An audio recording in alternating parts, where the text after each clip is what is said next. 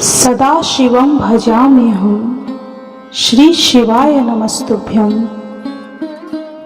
बंधुजनों, भक्तजनों, आप सभी का ब्रह्म देव कन्या चैनल पर बहुत बहुत स्वागत है।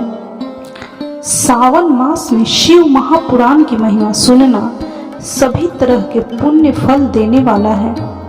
आपके जीवन में जो भी बाधाएं हैं, जो भी समस्याएं हैं, उन सभी का समाधान इस शिव पुराण महात्म्य कथा सुनने से हो जाएगा। बंधुजनों, भक्तजनों, यदि आप इस कथा महात्म्य को ध्यान पूर्वक एकाग्रचित होकर सुनते हैं या शेयर करके किसी और को भी सुनाते हैं, आपके जीवन में सुख, शांति और समृद्धि होगा। भगवान महाकाल, महाकालेश्वर शिव जी, महादेव आपकी सभी दुखों का, सभी समस्याओं का अंत करेंगे। तो भक्तजनों, बंधुजनों, चलिए शिव महापुराण की कथा शुरू करते हैं। आज हम शिव महापुराण के श्री रुद्र संहिता तीसरे खंड का प्रथम अध्याय का श्रवण करेंगे। तो बोलिए ओम नमः शिवाय, ओम नमः शिवाय, ओम नमः शिवाय। नारद जी ने पूछा, हे पितामह, अपने पिता प्रजापति दक्ष के यज्ञ में अपने शरीर का त्याग करने के बाद जगदम्बा सती देवी कैसे हिमालय की पुत्री के रूप में जन्मी? उन्होंने किस प्रकार महादेव जी को पुनः पति के रूप में प्राप्त किया? हे प्रभु, मुझ पर कृपा कर मेरे इन प्रश्नों के उत्तर देकर मेरी जिज्ञासा शांत कीजिए। ब्रह्मा जी उत्तर देते हुए बोले, हे मुनि श्रेष्ठ नारद, उत्तर दिशा की ओर हिमवान नामक विशाल पर्वत है। यह पर्वत तेजस्वी और समृद्ध है तथा दो रूपों में प्रसिद्ध है। पहला अस्तावर और दूसरा जंगम। उस पर्वत पर रत्नों की खान है। इस पर्वत के पूर्वी और पश्चिमी भाग समुद्र से लगे हुए हैं। हिमवान पर्वत पर अनेक प्रकार के जीव जंतु निर्भय होकर निवास करते हैं। हिम के विशाल भंडार पर्वत की शोभा बढ़ाते हैं। अनेक देवता, ऋषि, मुनि और सिद्ध पुरुष उस पर्वत पर निवास करते हैं। हिमवान पर्वत पवित्र और पावन है। अनेक ज्ञानियों और साधु संतों की तपस्या इस स्थान पर सफल हुई है। भगवान शिव को यह पर्वत अत्यंत प्रिय है, क्योंकि इस पर प्राकृतिक का हर रंग देखने को मिलता है। एक बार की बात है, गिरिवर हिमवान ने अपने कुल की परंपरा को आगे बढ़ाने तथा धर्म की वृद्धि कर अपने पितरों की संतुष्ट करने के लिए विवाह करने के विषय में सोचा। जब हिमवान ने विवाह करने का पूरा मन बना लिया, तब वे देवताओं के पास गए और उन देवताओं से बड़े संकोच के साथ अपने विवाह करने की इच्छा बताई। तब देवता प्रसन्न होकर अपने पितरों के पास गए और प्रणाम कर एक ओर खड़े हो गए। तब पितरों ने देवताओं के आने का कारण पूछा। इस पर देवताओं ने कहा कि हे पितरों, आपकी सबसे बड़ी पुत्री मैना मंगल स्वरूपनी है। आप मैना का विवाह गिरिराज हिमवान से कर दे। इस विवाह से सभी को लाभ होगा, सबका मंगल होगा तथा साथ ही हमारे कुल में जन्मी इन कन्याओं में से कम एक तो शाप मुक्त हो जाएगी। तब पितरों ने थोड़ा विचार करने के बाद इस विवाह की स्वीकृति प्रदान कर दी। पितरों ने प्रसन्नता पूर्वक बहुत बड़ा उत्सव रचाया और अपनी पुत्री मैना के साथ हिमवान का विवाह कर दिया। विवाह उत्सव में श्री हरि विष्णु सहित सभी देवी देवता सम्मिलित हुए थे। विवाह उपरांत सभी देवता प्रसन्नता पूर्वक अपने अपने लोक को चले गए। हिमवान भी मैना के साथ अपने लोक को प्रस्थान कर गए। नारद जी बोले कि हे पितामह, अब आप मैना की उत्पत्ति के बारे में बताइए। साथ ही कन्याओं को दिए गए श्राप के बारे में मुझे बताकर मेरी शंका का समाधान कीजिए। नारद जी के ये प्रश्न सुनकर ब्रह्मा जी मुस्कुराए और बोले, हे नारद, मेरे पुत्र प्रजापति दक्ष की 60,000 पुत्रियां हुई। जिनका विवाह कश्यप आदि ऋषि मुनियों से हुआ। उनमें स्वधा नाम वाली कन्या का विवाह पितरों के साथ हुआ था। उनकी 3 पुत्रियां हुईं। वे बड़ी सौभाग्यशाली और साक्षात धर्म की मूर्ति थीं। उनमें पहली कन्या का नाम मैना, दूसरी का धन्या तथा तीसरी का कलावती था। ये तीनों कन्याएं पितरों की मानस पुत्रियां थे, अर्थात उनके मन से प्रकट हुई थीं। इन तीनों का जन्म माता की कोख से नहीं हुआ था। ये संपूर्ण जगत की वंदनीय हैं।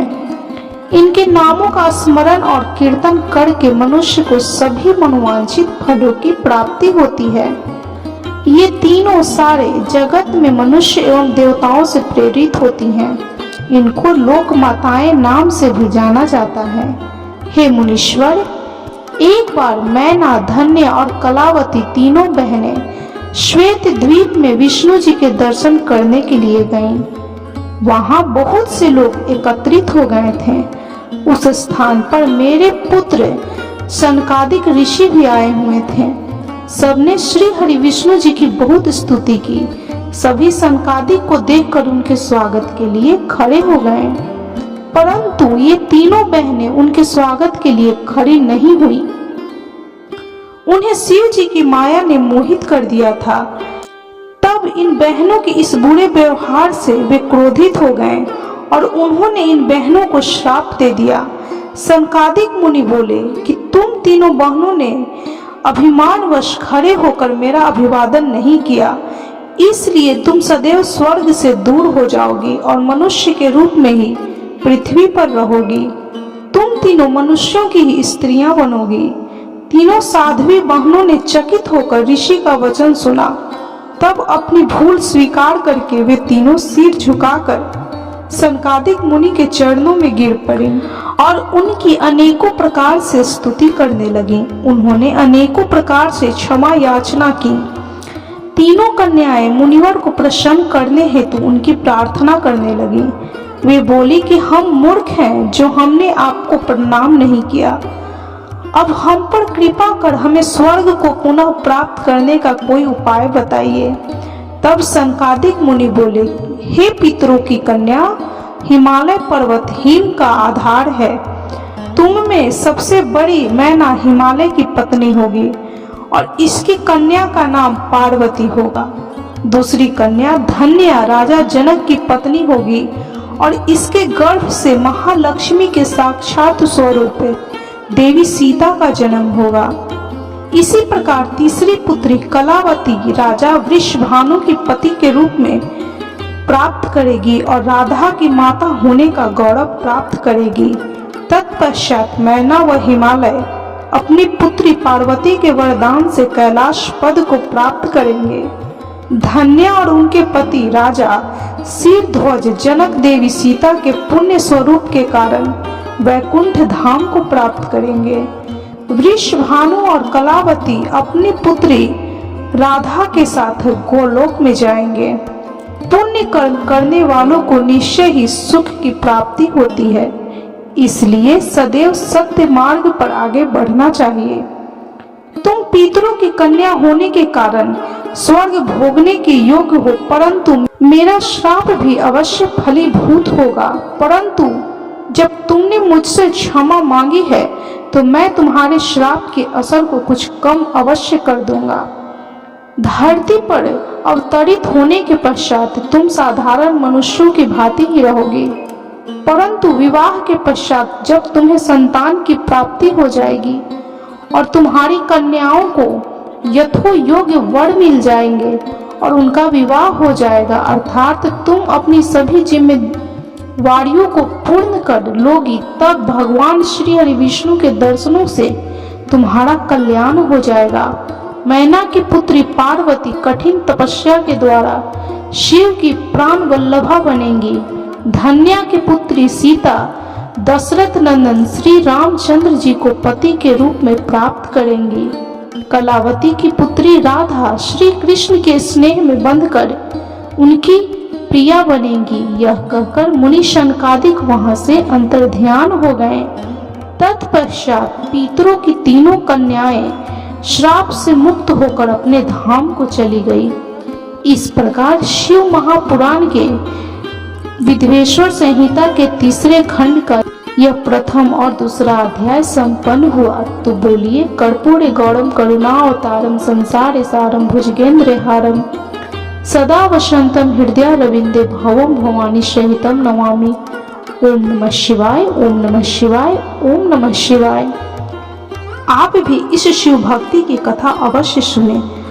इस कथा को सुनने से आपके मन की जो भी मनोरथें होंगी भगवान पूर्ण करेंगे। आपके जीवन की सभी समस्याओं का भगवान शिव महाकालेश्वर समाधान करेंगे।